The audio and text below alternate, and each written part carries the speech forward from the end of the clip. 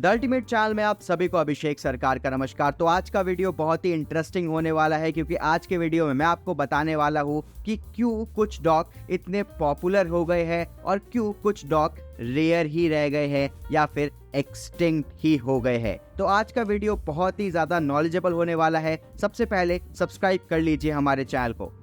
सबसे पहला रीजन है पर्पस। जैसे कि हम सबको पता है कि पहले के जमाने में जब डॉग्स को ब्रीड किया जाता था तो कुछ ना कुछ काम कराने के लिए उनको ब्रीड किया जाता था। जैसे कि या तो उनको वर्किंग डॉग बनाया जाता था या फिर उन्हें हंटिंग डॉग्स बनाया जाता था या फिर उन्हें रिट्रीवर्स बनाया जाता था, जैसे कि शिकार करते हैं और जो शिकार गिरा है उसको पकड़ के ले आओ, या फिर उन्हें हर्डिंग डॉग्स बनाया जाता था जैसे कि मवेशियों को चराना वगैरह, या फिर as a guard dog treat किया जाता था। पर दोस्तों जो रेयर डॉग ब्रीड है या फिर जो एक्सटिंक्ट हो गए डॉग ब्रीड, उनका पर्पस धीरे धीरे खत्म होता गया, इसलिए उनको ब्रीड करना ही बंद कर दिया गया या फिर वो अनपॉपुलर हो गए।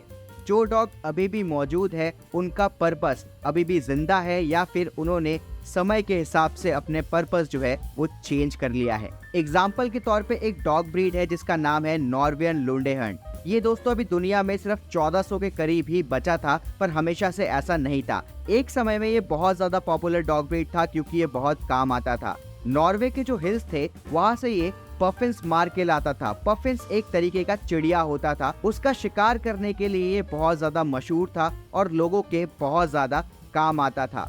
पर दोस्तों धीरे धीरे 15वीं सेंचुरी में क्या हुआ, जो फार्मर्स थे उन्होंने पफिन्स पकड़ने के लिए जाला बना लिया और दोस्तों जो नॉर्वेयन लुंडेहंड का जो पर्पस था, जो काम था, ये खत्म हो गया और धीरे धीरे इसको ब्रीड कराना बंद करा दिया गया क्योंकि अब इसका कोई पर्पस नहीं था, काम नहीं था, क्योंकि पफिन्स पकड़ने के लिए टेक्नोलॉजी इजाद हो गई थी।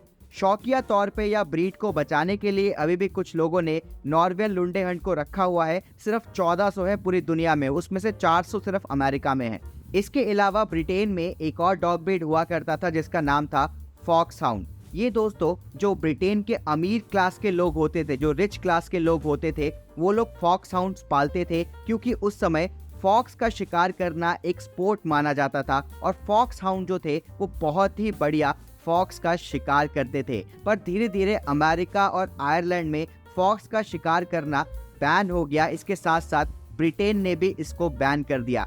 जैसे ही फॉक्स का शिकार करना बैन हुआ, फॉक्स हाउंड का पर्पस जो है वो खत्म होने लगा और धीरे धीरे इसको ब्रीड करना भी बंद होता गया क्योंकि इसको फॉक्स के शिकार करने के लिए ब्रीड किया गया था। इसको एज अ बेहतर फैमिली डॉग नहीं माना गया, इसको बेहतर पेट डॉग के रूप में नहीं माना गया, इसलिए इसका ब्रीड करना बंद हो गया। दूसरा रीजन है दोस्तों popularity of other dog breeds. दोस्तों कुछ डॉग ब्रीड्स ऐसे थे जिनकी पॉपुलैरिटी इतनी ज्यादा बढ़ गई कि बाकी डॉग्स के लिए डिमांड कम होती गई। जब डिमांड कम होती है तो सप्लाई भी कम करनी पड़ती है, ये इकोनॉमिक्स का नियम है। तो जिन डॉग्स की डिमांड कम हो गई उनकी ब्रीडिंग भी बिल्कुल खत्म सी हो गई, कम सी हो गई। अब कुछ डॉग की पॉपुलैरिटी बढ़ी क्यों? मान लेते हैं लैब्राडोर। लैब्राडोर को एज अ रिट्रीवर के तौर पे ब्रीड किया गया था कि मान लीजिए कोई डक का शिकार किया या चिड़िया का शिकार किया तो लैब्राडोर उनको उठा के लेके आता था अपने ओनर के पास। पर दोस्तों धीरे धीरे करके शिकार भी कम होता गया तो आपको लगेगा कि लैब्राडोर का भी पर्पस खत्म हो गया था,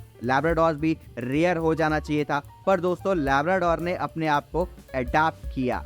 लैब्राडोर एक अच्छा रिट्रीवर डॉग तो था ही, पर दोस्तों उसको फार्मर्स वगैरह अपने पास बहुत ज्यादा रखने लगे क्योंकि वो बहुत ही शानदार पेट डॉग भी था। वो एग्रेसिव नहीं था, वो लोगों के साथ खेलता था, कूदता था।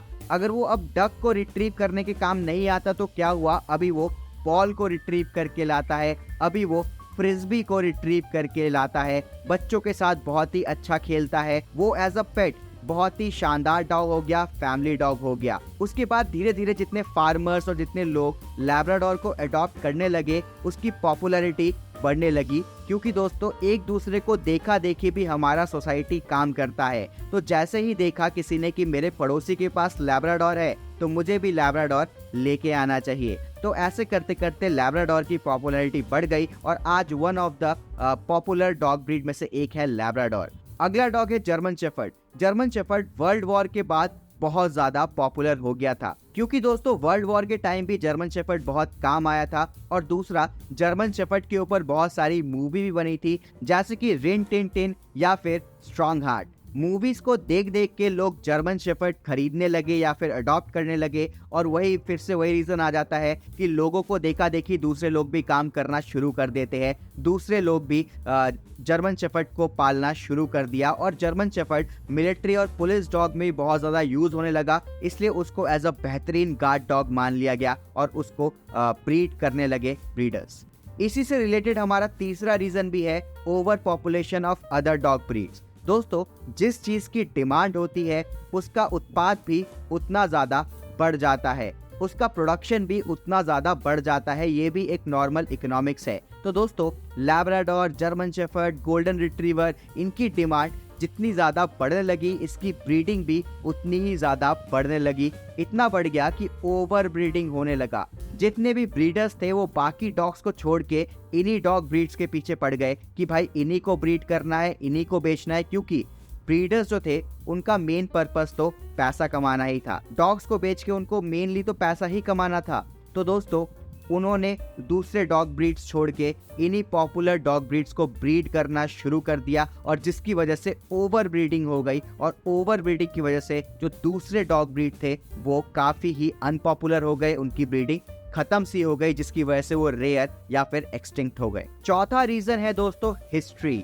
बहुत सारे ऐसे डॉग ब्रीड्स हैं जिनके जो ब्रीडर्स है वो अपने डॉग्स को बिल्कुल प्योर रखना चाहते हैं, बिल्कुल किसी से मिक्स होने देना नहीं चाहते हैं। दोस्तों, मैं रियल लाइफ का एक एग्जांपल देता हूँ।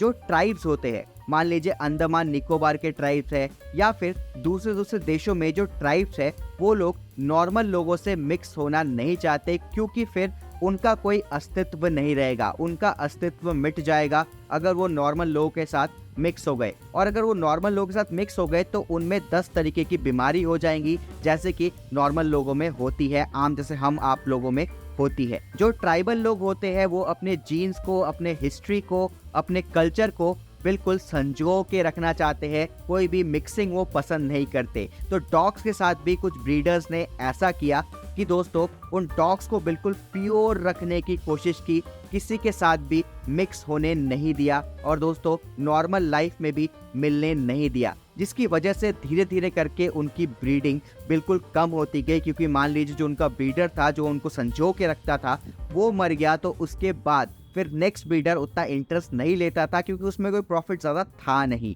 वो भी पॉपुलर डॉग ब्रीड की तरफ ही भागता था। तो धीरे धीरे उनकी ब्रीडिंग कम होती गई और कुछ तो खत्म ही होते गए, जैसे कि फरवा हाउंड टाइप के डॉग ब्रीड्स। पांचवा रीजन है दोस्तों ज्योग्राफिक कंडीशन।